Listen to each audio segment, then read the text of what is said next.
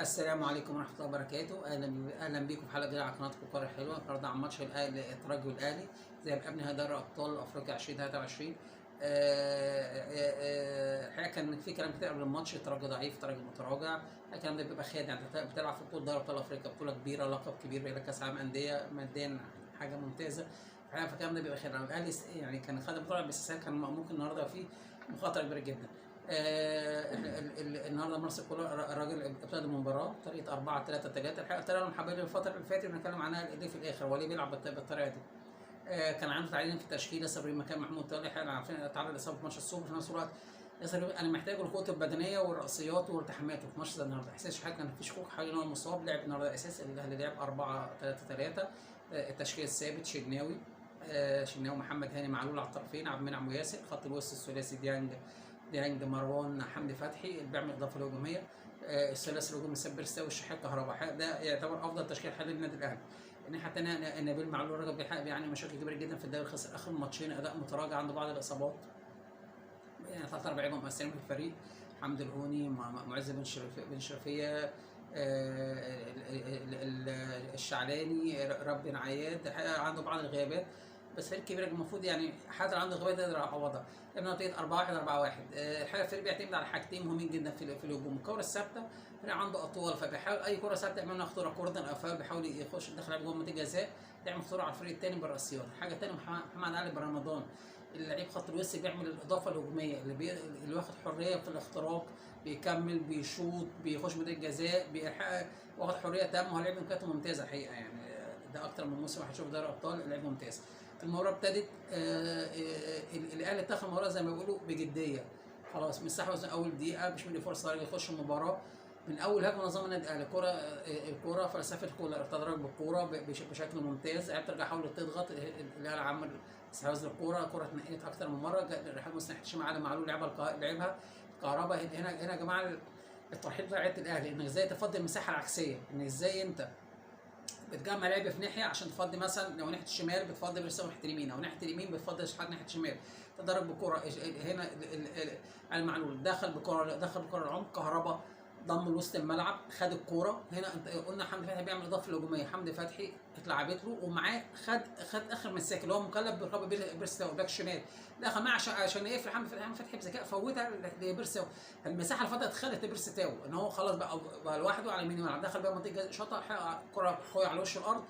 الحقيقه بس الحارس البديل سيد الدافش عمل بشكل غريب شويه. المفروض الكوره دي يعني ينام يمسكها بايده، وهو الراجل لا، حاول يمسكها يصدها برجله زي الهاندبول، خدت رجله ودخلت. الهدف ادى ثقه كبيره النادي الاهلي. خلاص الترجي قلنا كده يعني عنده مشكله كبيره جدا، فاندفع هجوميا بشكل كبير. عندنا رأسيه في الدقيقه 12، شناوي طلعها كوره بجور القايم، اتلعب الكورنر على مرتين في حل المرمى، محمد امين طويل مسك كوره خطيره جدا. حلو الكوره تفاجئ بقى جوه السرده، لعبها على المرمى. ده مصدر خطير، دي اخطر كوره في الشوط الاول، ده مصدر خطير هو الراجل بيقدر يتعامل بيه، ان هو الكوره الثابته، ان هو مش قادر يخترق دفاع الاهلي، ما عندوش صانع العاب صريح. الفريق متراجع بدنيا، مش في افضل حالاته. استمرت المباراه من الدقيقه 12 لحد اخر الماتش تقريبا، اخر الشوط، تراجع من النادي الاهلي، بس تراجع منظم. الاهلي بيلعب من خط قرابه من على خط وسط ملعب دايره السنتر بالظبط لحد حدود منطقه الجزاء، ده الاهلي متمركز في استحواذ الترجي بدون اي فعاليه، استحواذ يمين شمال، الاهلي سيب الكوره، مجرد ما بيقرب من الجزاء الكوره بتتقطع. بس الاهلي هنا ما طورش الشق الهجومي للاسف، يعني دفاعيا كويس بس هجوميا مش كويس. الدقيقه 30 بيرسا مع لعيب ذكي جدا، لعيب بيعرف يتحرك بين الخطوط، لعيب ذكي بيعرف يضغط امتى، قطع الكوره بشكل كويس جدا جدا. انت كهرباء انفراد صريح، انفراد يعني مش فرصه هدف مؤكد، كهرباء انفراد لوحده بوجه المرمى تماما، حاجه تصرح فيها جدا، لعبها بالشمال برجل الشمال على شمال الحارس جوه. الكوره دي كهرباء قدام حلول كتير، انت خلاص انت اللعيبه اتضربت اللي في ظهرك، مفيش لعيب يجري بيضغط عليك، انت واقف، ممكن تعدلها جيبها على يمينك، تلعبها الرجل اللي هي الاساسيه بتاعتك تلعبها بشكل كويس، ممكن تعملها لوب برجلك اليمين، ممكن تلعبها على يمين او الشمال، ممكن تروح بالكره للجون، ترقص يمين او شمال، يحط كوره، حاجه عندك حلول كتير، فرص هدف مؤكد. محاولات الترجي بلا طائل، زي ما بيقولوا محاولات يائسه، بيترجمها ده في الدقيقه 35. محمد علي رمضان ده قلنا ده اهم لعيب في الفريق بخط الوسط، الراجل رصد الكوره من 40 يارده بجور القايم بعيد عن ام تميم، يعني خلاص هو الراجل زهق زي ما بيقولوا، مش عارف يخش منطقه الجزاء، مش عارف يقتحم منطقه الجزاء الاهلي، فساد الكوره بعيده جدا، بتلخص يأس الفريق.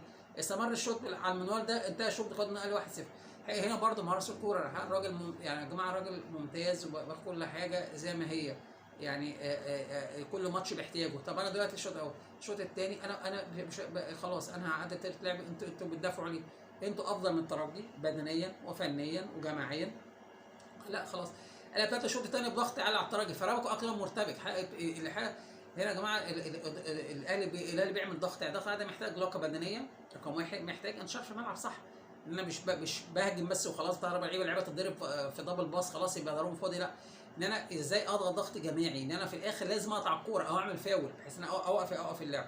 الاهلي بيضغط على الرجل، خط دفاع مش عارف يطلع بالكوره، فبتلعب كور طويله عشوائيه بتروح بسهوله دفاع الاهلي، استحواذ تام للنادي الاهلي.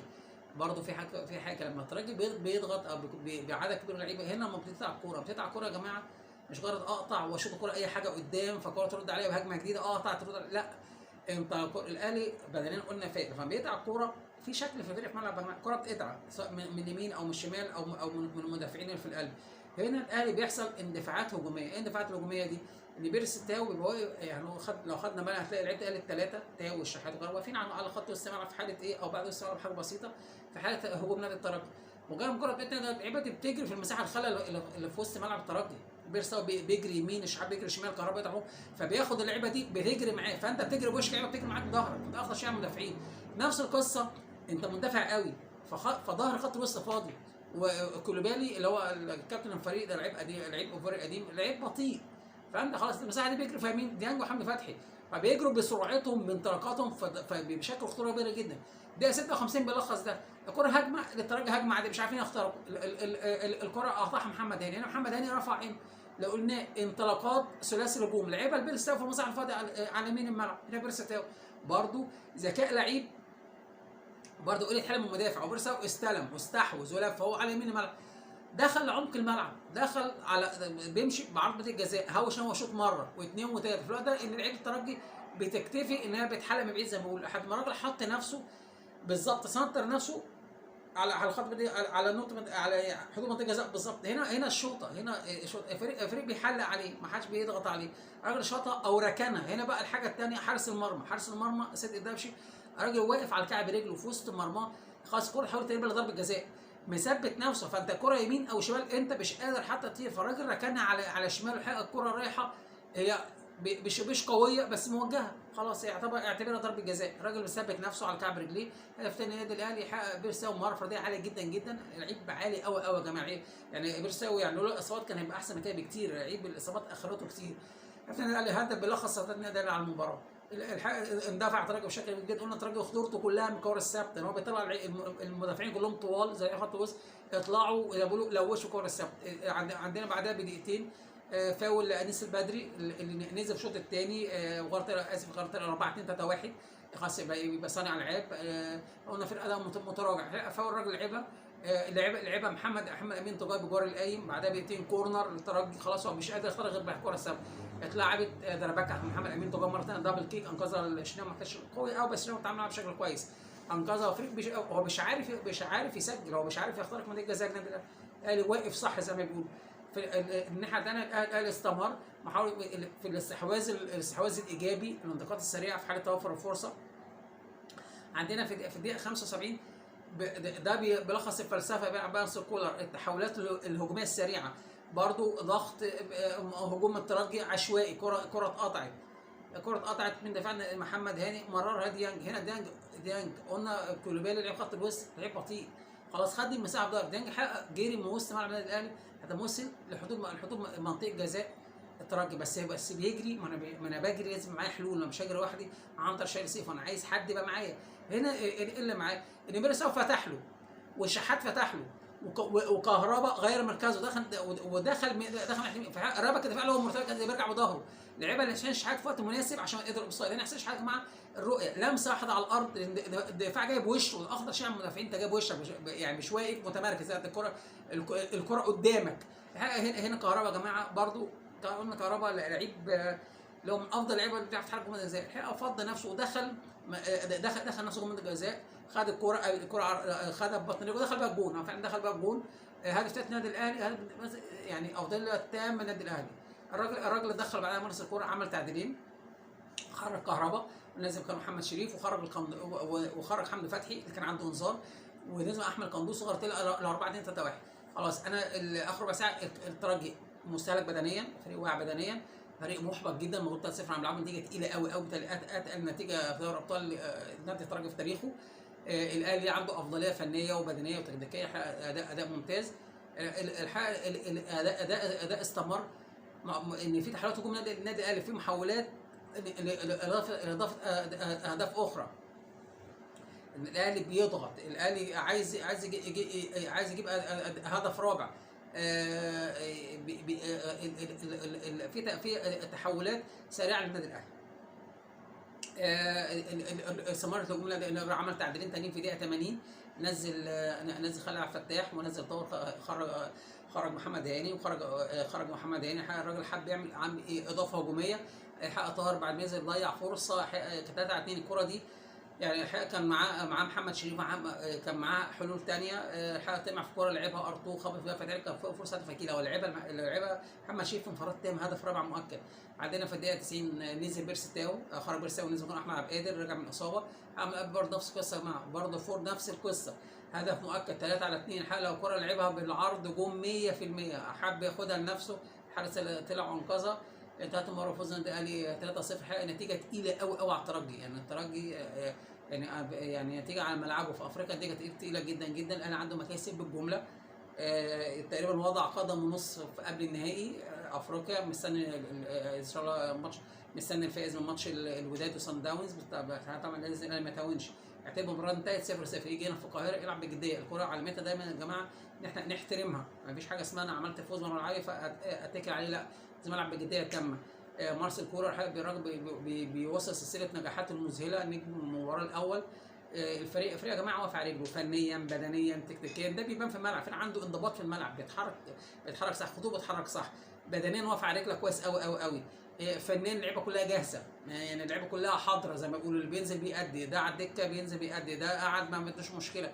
ده حاجه تحسب للمدرب ده. قبل الترجي بالطريقه المناسبه، كان عايز يزود كمان نتيجه، تغيرات داخليه هجوميه، كان عايز يديه الرابع والخامس. ده فكره يا جماعه اللعيبه الناس الاجانب.